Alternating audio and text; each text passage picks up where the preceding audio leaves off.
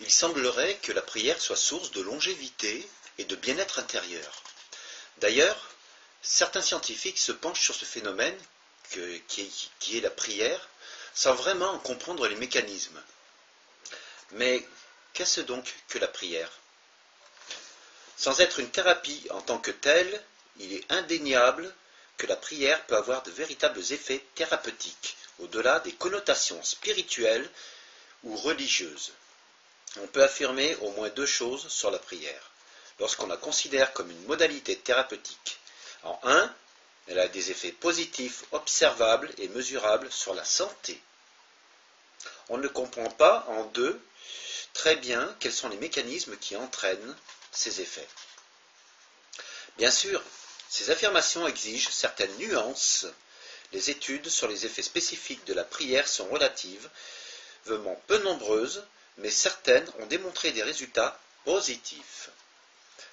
Les données actuelles semblent donc prometteuses et justifient la poursuite de recherches, mais elles ne sont toutefois pas suffisamment concluantes pour faire accélérer la prière au rang de traitement médical.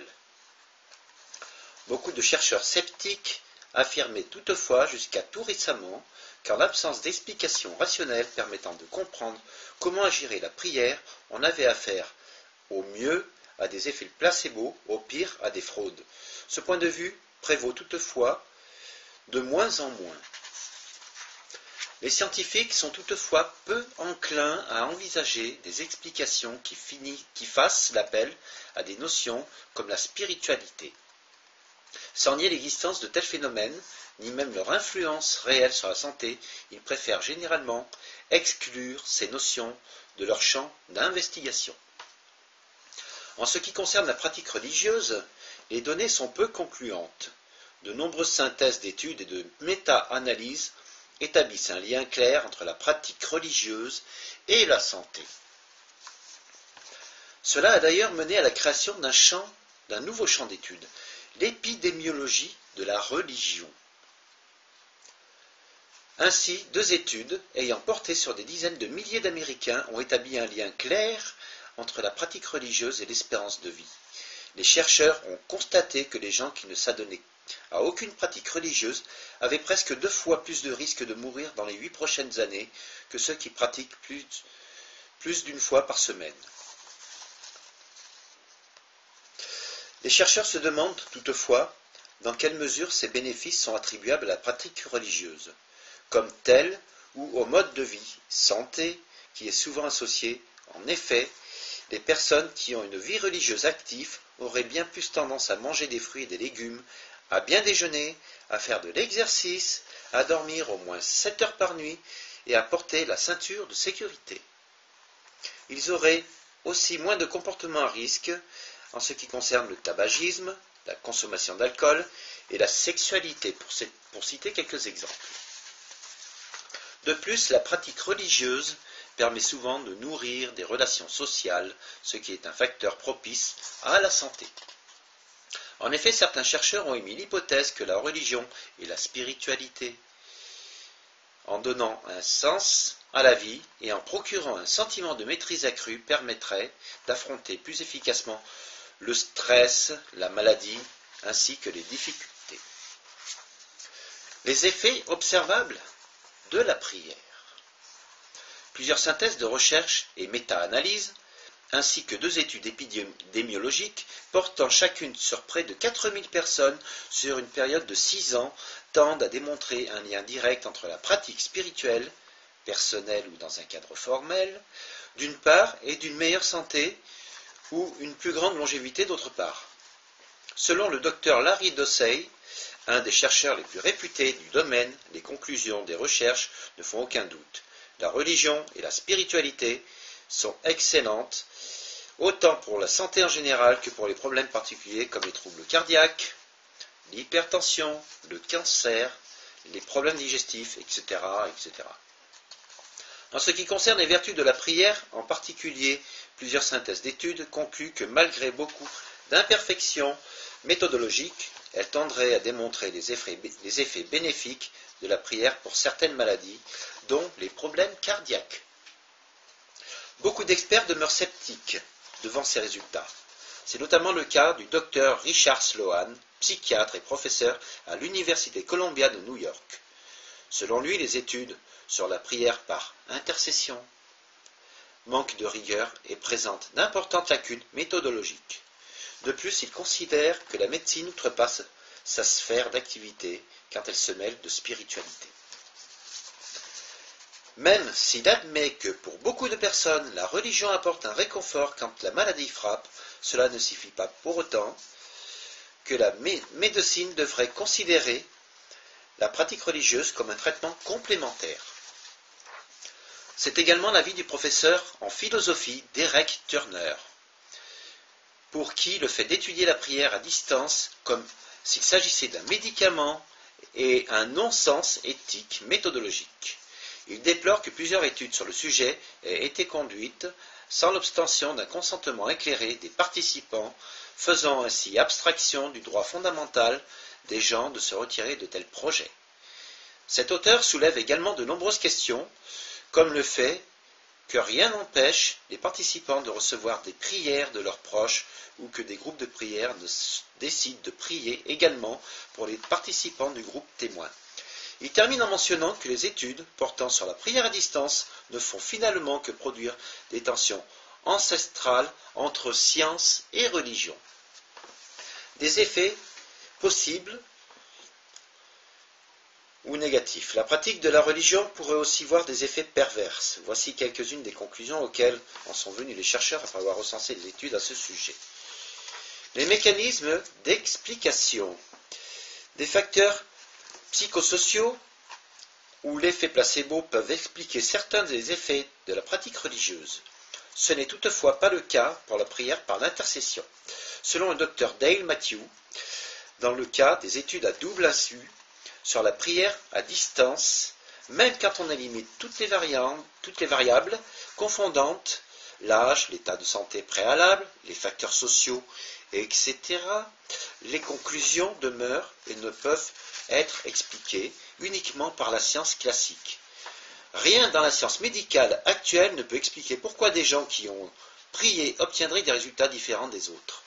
Ces différences ne pourraient être attribuables qu'à une force surnaturelle ou alors à un type d'énergie dont on ne connaît pas encore la nature.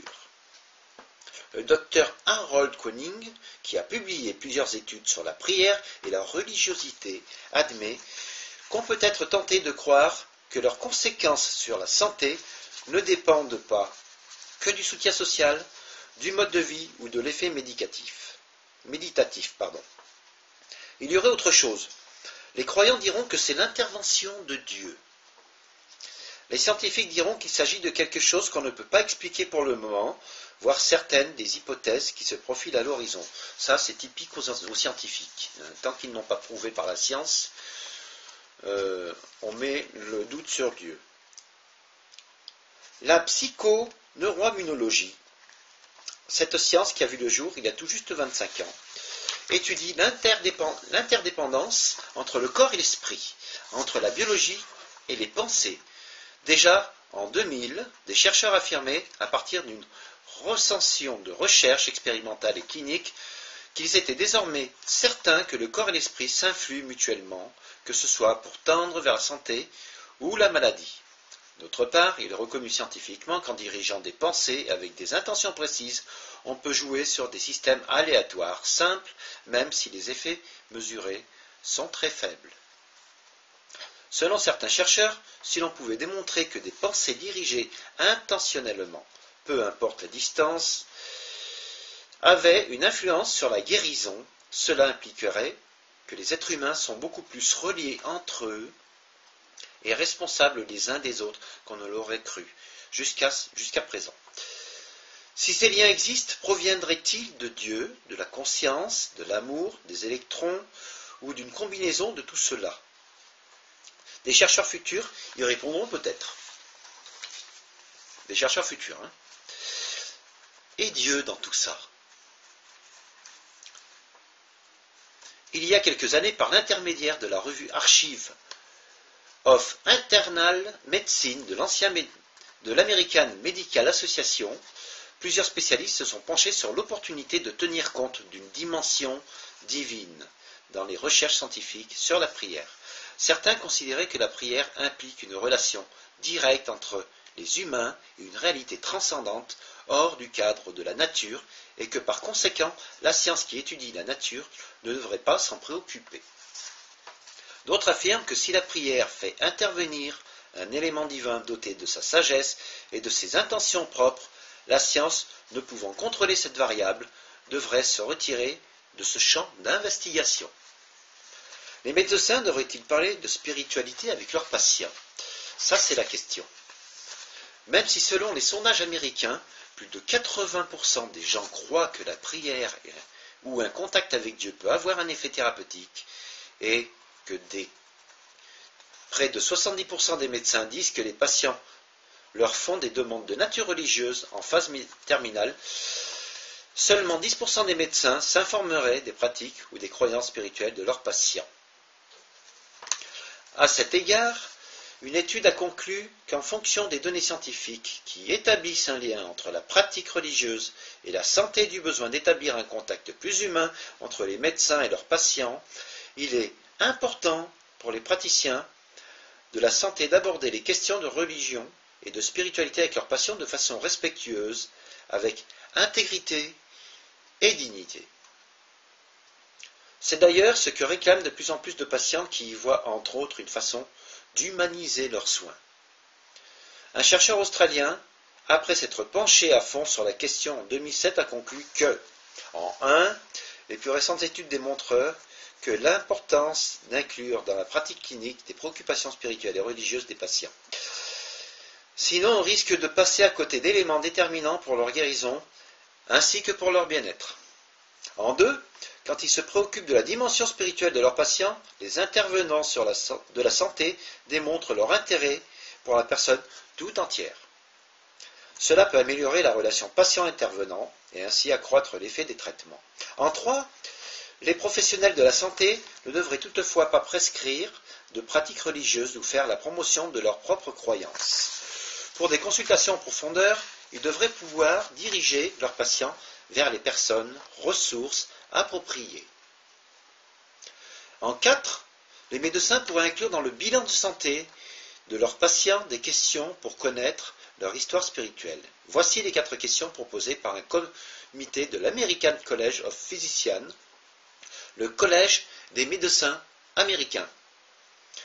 Est-ce que la foi, la religion ou la spiritualité sont importantes pour vous? Deuxième question, ont-elles été importantes à d'autres moments de votre vie? Troisième question, y a-t-il quelqu'un avec vous qui vous pouvez parler de ces questions? Quatrième question, aimeriez-vous aborder ces questions avec quelqu'un d'autre?